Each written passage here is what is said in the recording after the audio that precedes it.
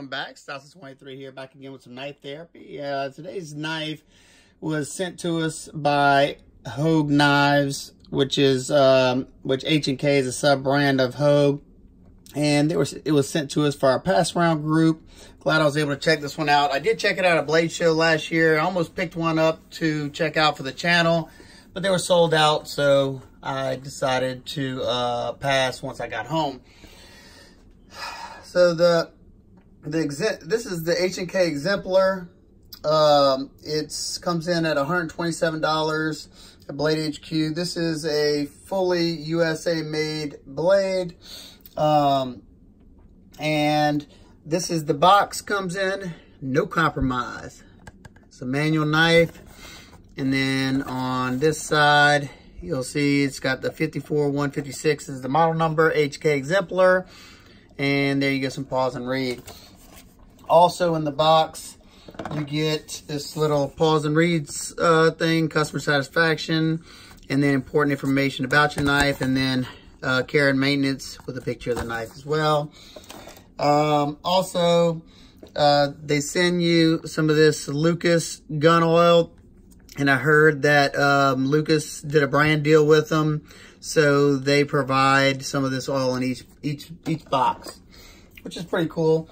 And this is something pretty neat. I've never seen this, a koozie for the knife, and I like that. It's got some nice padding. Definitely should keep the knife safe and secure. Let's see what it looks like in there. Yep, see, nice little sleeping bag / koozie for the knife. I like that. It's just something different. And it also comes with the sticker that I wanna put it on my little knife board, but gotta let the other guys see it. So let's get into this knife. I'm already 2 minutes in. Oh, if I didn't mention this in a previous video yet, my sweet daughter asked me when I would get my YouTube play button. I said, baby, I don't think your daddy will ever see something like that. It's for huge milestones. So that little sucker made me one, and now I got my own YouTube play button. Tell her how awesome she is down in the comments, people. What an awesome daughter. Couldn't ask for much more. I got such great kids. So let's put this up to the corner.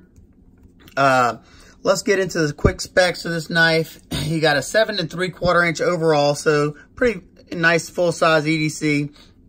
You got a 3 1/4 inch blade. You have a 4-inch grip area. You have a rather thick handle at 0.60, which is, 0.5 is your average. So this is a little bit thick. You can see how thick those slabs of G10 are. Rather chunky. Your blade stock is at 0.125, so not crazy, but it's still on the thicker side. But for what this knife's going for, I think that's perfectly fine. The stock thickness behind the edge is at 23 thousandths, sharpened at 22 degrees per side, and that's something I noticed right off the bat.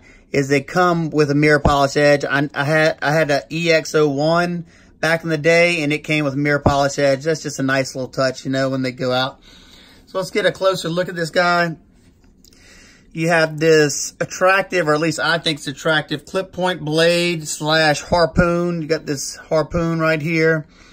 You got the H&K logo on this side, and on this side, you have the Hogue and proudly made in the USA. I don't mind seeing the USA stamps on there. You also have an very attractive stone washing on there. And you do have a sharpening choil. You have dual thumb studs on both sides of the knife. You have a very attractive top swedge that thins that point out. Let's see. Oh, you have some jimping up top right here and on the back side right there to give you a little grip. The ergonomics in this grip are okay, and kind of choked up right here is pretty good. In this grip, it's okay, and in this grip, it's good. Let's get back to the handles. Close this guy up. You have this G10 that has this knurling or texturing on here that provides a good bit of traction whenever you're holding onto the knife.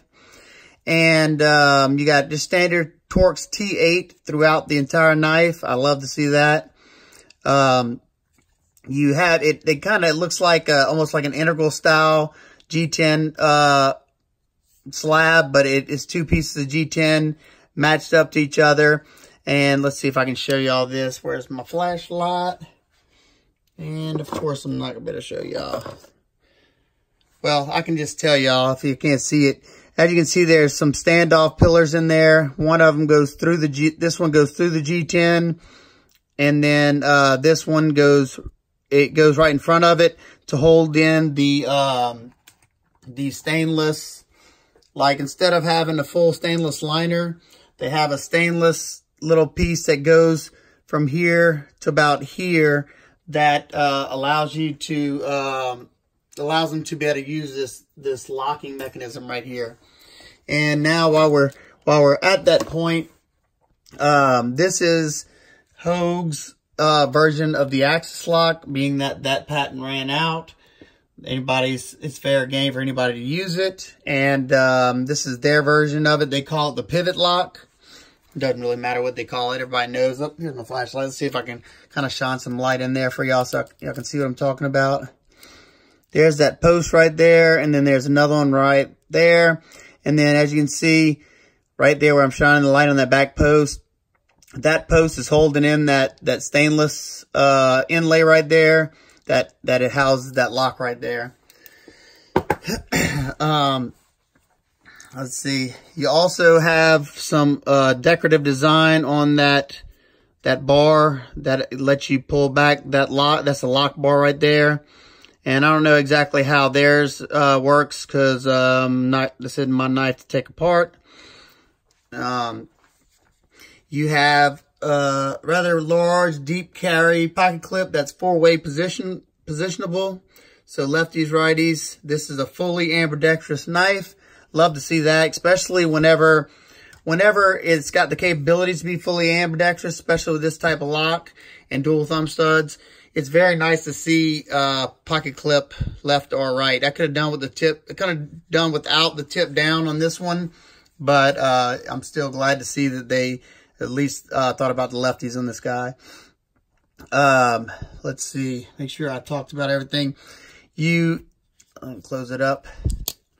You have just flat G10, but you have nice contouring going all the way around it.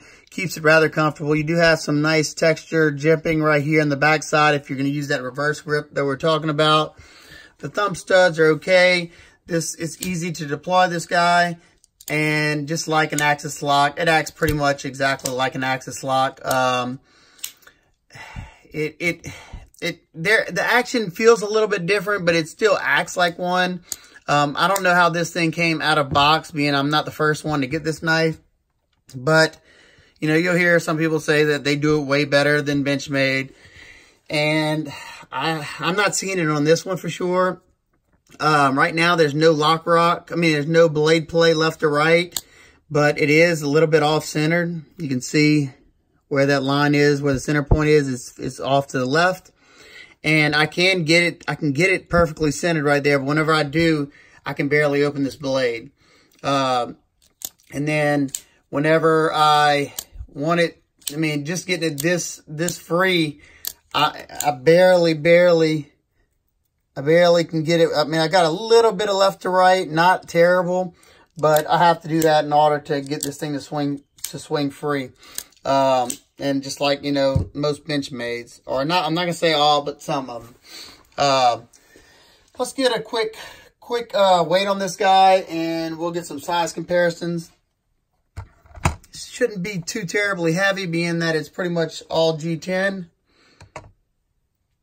4.35 ounces, so I would have thought it would have been a little bit lighter than that, being that there's not much stainless in here, but those G10 slabs are so thick. I'm guessing that's what's causing that. Let's get some size comparisons out of the way. Got your Benchmade Mini Presidio 2. And it's larger than that. Benchmade 940. It's about the same exact length as the 940. If not the same exact length. Kershaw Blur. Blur might be just a tad shorter. Oh, those are pretty darn close as well. And one more last one, just because it's right here. The Steel Wheel Modus. There you go. Alrighty, now into some of the complaints. Like I said, I almost bought this knife last year. Kind of glad I didn't now. I love that blade. I mean, anybody knows me knows I love the clip points. But let's dive into some. The first one, this is just super nitpick. A lot of these are nitpicks. None of them are really hurting the functionality of this knife. First, I don't know if you can see this. See those striations? They got bad machining striations underneath that stone wash. Kind of like sometimes Benchmade has a lot. You can usually see their machining lines from underneath, underneath the stone wash. But this one, it's a little bit worse than the Benchmades.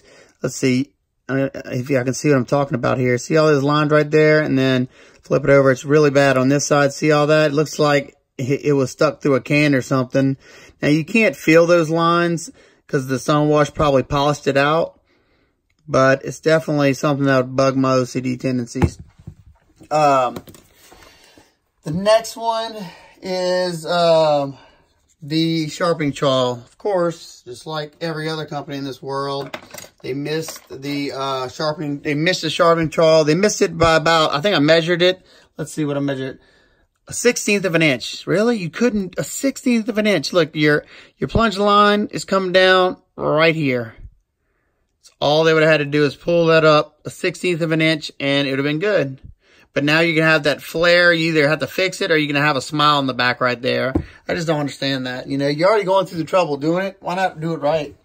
But that's not hurting anything. Not hurting the functionality of the knife. Next, the jimping. Now, you have this jimping that, to me, it's uncomfortable to the finger. And it's really not effective because it's rounded, those humps are rounded over, so you're getting that uncomfortable feeling of jimping, but it's not locking my finger at all. I just slide right past it. Now, maybe if you had gloves on, maybe that would catch to it, but I don't know. I'm not a jimping guy, so I don't know. It doesn't matter. They could have taken that off. And then the same goes with here. You get more traction with this jimping right here. This jimping, you get more traction. I don't know if it's because of the G10 is causing the traction or what. But if you wanted the traction, you get it back here. But like I said, that's not hurting functionality of this knife. But last and certainly not least, I know one more thing before the last one. I noticed this. When I first saw this knife through pictures, I thought that this was a plastic handle. I thought it was that FRN or whatever they want to call that fancy plastic. That's what I thought this was. Then when I further looked at it, I thought it might have been an aluminum scale. And I was like, yeah, that might not be that bad. Then actually getting the knife and it's G10. Well, that's fine. But for me personally, it makes this knife look cheap. I don't know. It just looks like I said, it looks like that imitation patterning they're putting on, the FRN handles to make it look like something. Give it some texture and really doesn't do anything. Well, this one actually does give you texture, so I'm not going to take it off of that. But it just looks cheap to me. I would have loved to see, just leave it like this, the way they have it. And I'm not a huge fan of the two-piece together construction on this guy. And I'm not sure if any of the guys before me took this knife apart. I don't think they did. Maybe they did, and maybe this is why. But whenever I was looking over this knife, just trying to gather my talking points and, kind of see what I wanted to tell y'all about, what I noticed about when I carried the knife, I was kind of holding the knife up, looking over certain things, and which side was it? I think it was that screw right there, fell out onto the table. I was like, huh. Well, I had noticed, see how it's got that space right here? It might have been this screw right here. That space right there, I can push it together. Well, it's because that screw right there is stripped out somewhat. It had a whole bunch of Loctite on it.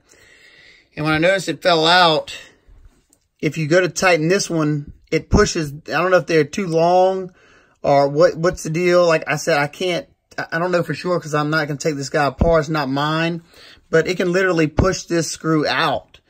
And I don't know, that's just to me kind of a design flaw. Maybe this one just, maybe, I don't know, maybe somebody did take it apart. I don't know. Our group of guys is, you know, they're all pretty honest. And I didn't ask them yet, so maybe they'll be like, yeah, you idiot. So-and-so took it apart. We all took it apart, and you just didn't get the memo. So, I don't know. But that was just a bummer. And let's see. But none of those things, like I said, that screw thing, let's just not chalk that up as a problem because, like I said, I don't know if somebody did that before me or something. So we'll just say that that wasn't an issue. But my biggest complaint with this knife, by far, and no puns intended by biggest, is that pocket clip. What were they thinking? What were they thinking? I mean, just look at it. Okay, and if the size wasn't big enough, okay, in length and width, okay, y'all could have kept it this long, but where it flares out right here, you could have cut all that off. You got so much excess material, and that's not the problem. That I can live with that, okay, or I can make a clip for this, and that's not something I want to do with a brand new knife. But look at that. That is like. I don't know if they're clipping 3 pairs of pants underneath that. Let's see. Okay, you got this saw clip. All these clips work fine. And I thought this clip was wide underneath there. And it is in that point, but it's just that little short spot. Look how that whole thing. And the reason I'm talking about it, you know, yeah, you can fit, and it's got a lot of spring to it too. I can see that thing springing out very easily. But whenever I grip down this knife hard, I get the worst hot spot on this whole entire area from here all the way to here. And that's a big bummer, you know, because the knife is comfortable. If I took that clip off, it's super comfortable. But with that clip, I mean, you go and do this grip right here, your fingers are getting torn to pieces by that. And maybe this is not a problem for everybody. My medium-sized hands, it's a really big problem. And, you know, and it's not an easy swap. I don't know, unless they have another style clip, because it doesn't fit this clip. Look how wide. That's pretty wide screws. I didn't really go and look for it because, like I said, it's not my knife, so it's not my problem.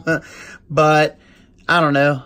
I'm kind of trying to figure out, like, is it an afterthought? What was the thought of that? Anybody else feel me on this one? You know? I don't know. Well, I'm going to leave y'all at that. Tell me what y'all think about this. Y'all think $127 is good at the steel used CPM, 154 CM?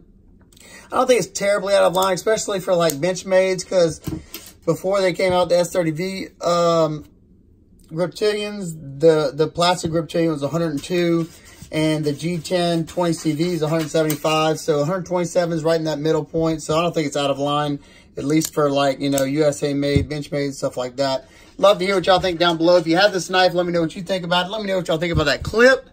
Hope everybody's having an absolutely wonderful day, and I'll see you on the next one. Peace.